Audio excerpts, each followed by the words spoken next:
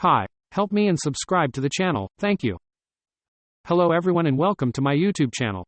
Today, I want to talk to you about what to see in 3 days in London, one of the most fascinating cities in the world. Before we begin, I want to give you some practical advice for organizing your visit.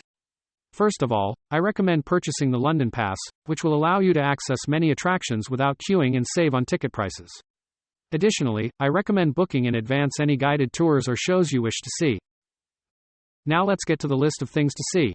On the first day, I recommend visiting the Tower Bridge and the Tower of London, where you can discover the history of this city and admire the marvelous crown jewels.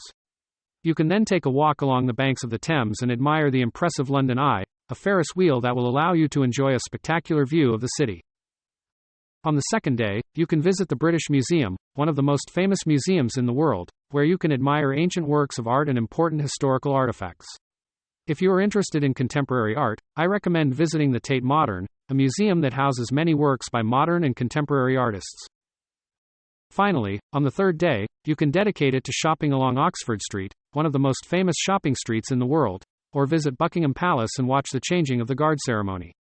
If you are a Harry Potter fan, you can visit the Warner Brothers Studio Tour London, the making of Harry Potter, where you can discover the secrets behind the scenes of the famous saga. These are just a few suggestions for what to see in 3 days in London. However, remember that this city is rich in attractions and interesting places to discover, so don't hesitate to explore it to your liking. Thank you for following me and see you in the next video.